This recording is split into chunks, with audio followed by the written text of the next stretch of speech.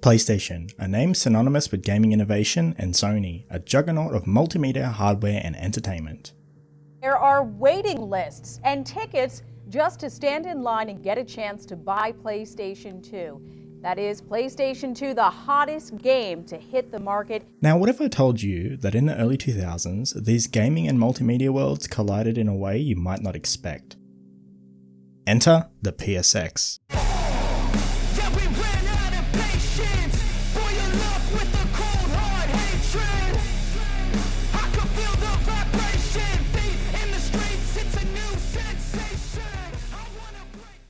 Not to be confused with the original PlayStation, the PSX was an entirely new beast, one the gaming world had yet to witness. Today, let's embark on a journey through Sony's ambitious experiment, where gaming met home multimedia entertainment, a hybrid born from the gaming giant's pursuit to become the living room king. 20 years ago, Sony embarked on an ambitious project that blurred the lines between gaming and home entertainment. On December 13, 2003, Japan witnessed the birth of the PSX DVR. A revolutionary machine that was more than just a gaming powerhouse. It was an all-in-one entertainment hub, a bold experiment that combined the PlayStation 2, a digital video recorder, and a satellite TV tuner all into one box.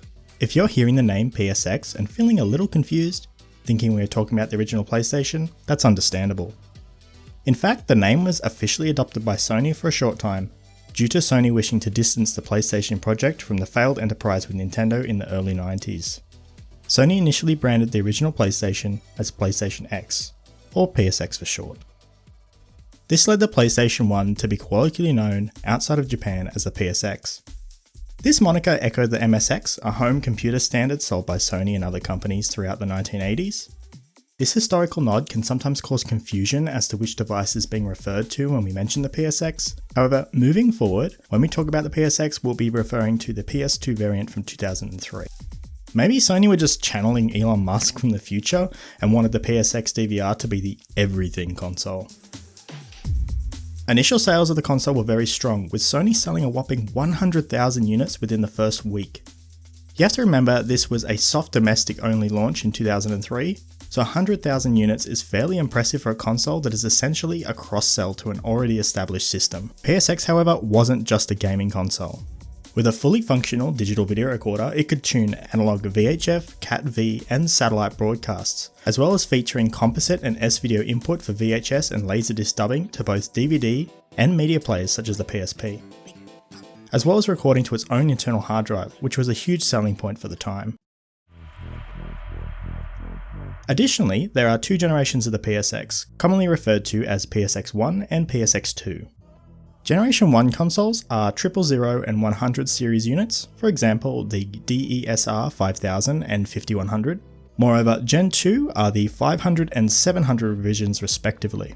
Generation 1 units supported firmware up to version 1.31, whereas the second generation supported firmware up to the final release, which was 2.11. Moving back a little, starting with firmware 2.10, users could export recorded videos to the Memory Stick Pro and the PSP.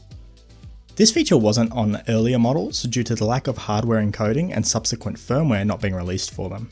Firmware updates were distributed one of two ways.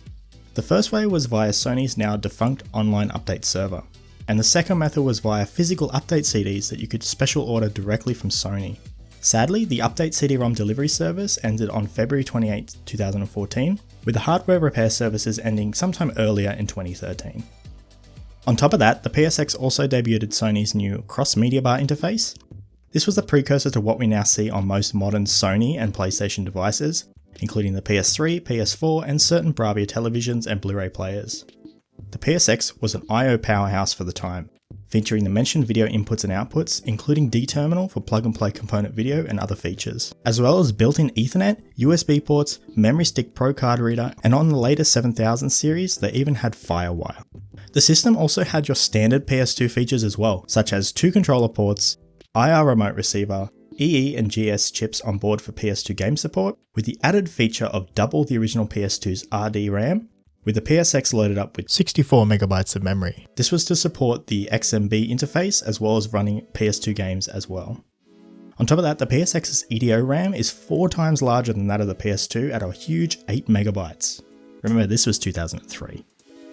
The PSX supported all first-party PlayStation and PlayStation 2 controllers and memory cards except for the Pocket Station. This is due to the unique placement of the controller ports and memory card slots, which also resulted in only 2 players could engage in multiplayer at a single time, as the standard multi-taps available couldn't physically work with the PSX due to this split placement of the controller and memory card ports, as well as the placement of the memory card ports interfering with the Pocket Station. Games requiring 2 or more USB ports are also said to be incompatible.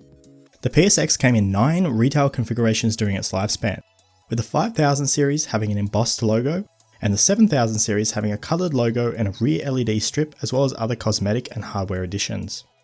The PSX was available in 2 hard drive sizes. The 5000 series models all used 160GB IDE hard drives, while the 7000 series featured a larger 250GB hard drive. It's important to note that these hard drives utilised encryption, along with drive-specific identifiers, essentially making replacing the disks with new ones all but impossible. Delving a little deeper, the hard drive is governed by the DVRP, short for Digital Video Recording Processor. In the PSX, it handles hard drive access and security functions. The DVRP performs encryption and decryption on the hardware level, as it acts as an interposer between the emulated ATA interface and the physical one. When looking at how it processes data, when data is read, ATAD reads the data from the ATA interface, then the DVRP reads the data from the disk. Following that, DVRP decrypts the data on the fly, and then data is fed to the IOP. Conversely, when data is written, ATAD writes data to the ATA interface, data is then read from the IOP, then DVRP encrypts the data on the fly, then the data gets written back onto the disk. Furthermore, a second security feature is implemented on the hard drives, and that is the hard drive firmware. The PSX hard drive, and other Sony drives, most commonly the 40GB drive bundled with Final Fantasy XI, they are equipped with a proprietary firmware, incorporating a 512-byte security sector crucial for the DRM mechanism on the Dynamic Network Authentication System, or DNAS for short, to function.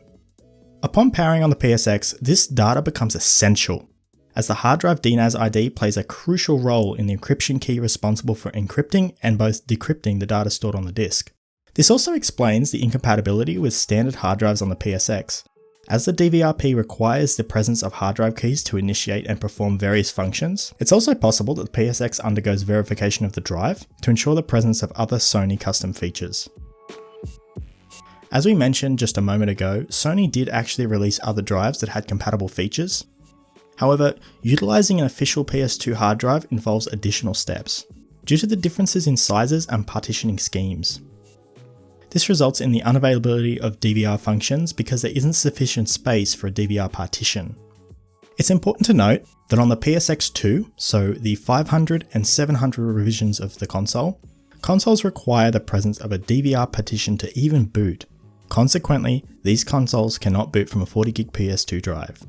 Some unconventional methods for incorporating a 40GB PS2 drive into the PSX2 exist, but they typically involve downgrading the DVRP's firmware to that of the PSX version 1, and little info has actually been shared.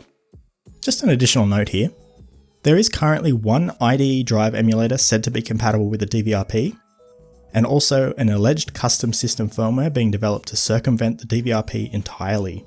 However, upon making this video, we are yet to see any functional demos.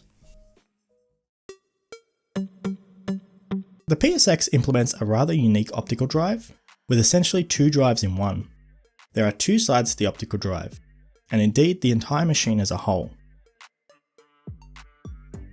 As for the drive, there's a PS2 side and a DVR side. The PS2 section of the drive mirrors the H and I chassis of the SCPH 50000 series PS2, both in physical and electrical aspects. The entire drive assembly is linked to the motherboard through 3 flat-flex cables.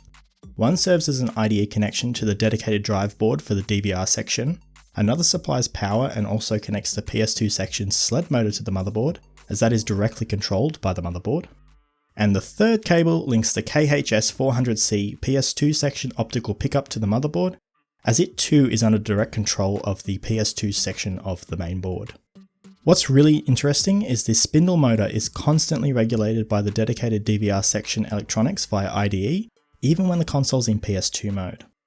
While the PS2 side typically uses the KHS400C optical pickup, The DVR side, however, uses a Sanyo SF-DB11 or a Sony KWS 200A, depending on the console generation.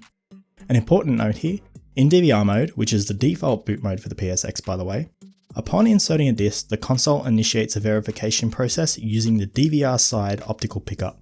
If the drive identifies the inserted disc as a PlayStation format, it will then transition to PS2 mode and utilize its corresponding optical pickup to play the disc. As a result of this, if the DVR section of the drive has any kind of fault, no optical media can be used whilst in DVR mode, which again is the default mode for the PS2. Methods do exist for circumventing this, most notably by using a free MC boot memory card and booting the system into PS2 mode directly. However, you do lose all XMB functions of the system whilst doing this. At launch, the PSX supported writable disc formats such as DVD-RW and DVD-R. Notably, DVD plus RW compatibility was introduced later, specifically on firmware version 1.20. However, with the release of the 5100 and 7100 models respectively, firmware version 1.30 was included by default, bringing DVD-R plus RW support to these models from the factory. As stated earlier, the PSX has two generations, and alongside alterations to the optical drive and firmware, Sony introduced two significant motherboard revisions corresponding to these generational changes. The primary distinctions between the first generation XPD-001 board and the second generation XPD-005 board include the incorporation of daughter boards in the latter revision. These boards are presumed to be integrated to support advanced hardware features not available in the first generation. Specifically, we're talking about AVC and H.264 encoding for the PSP video export feature, as well as an I/O expander sub-PCB, of which little is known. The visual aesthetics of the PSX also differed between the cheaper 5000 series and the more premium 7000 series as mentioned before. The 5000 series units, including the limited edition silver model, supported an opaque design. In contrast, the 7000 series units embraced a semi-transparent design, adding a touch of modernism to their appearance. 3 additional colours were also shown off at Japan's Combined Exhibition of Advanced Technologies Expo in 2003. However, sadly, these additional colours were never put into production. At launch, the PSX 5000 series, equipped with its 160GB hard drive, was priced at an uncomfortable 79,800 yen. Meanwhile, the more premium PSX 7000 series, boasting its larger 250GB hard drive, entered the market at a whopping 99,800 yen. Adjusted for inflation, that's 88,518 yen, and 110,703 yen. It's a staggering amount even when you consider all the features for the time.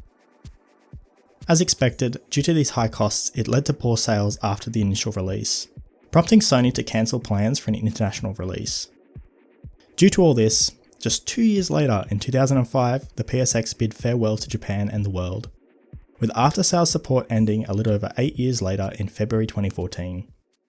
Yet, its legacy endures. Its cross-media bar interface laid the groundwork for future Sony products, shaping the user experience we know today, as well as the multimedia functionality carrying across to the PS3 and future products.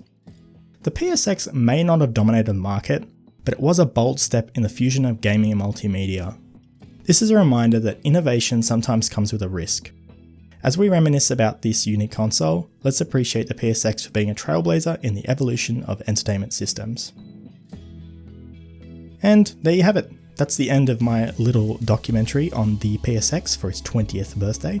And with that all said and done, this is the end of this video. If you liked the video, please consider giving it a thumbs up, maybe subscribe, and definitely leave a comment down below telling me what you think about the PSX and if you've ever used one, owned one, or even seen one before. Alrighty, till next time, see ya!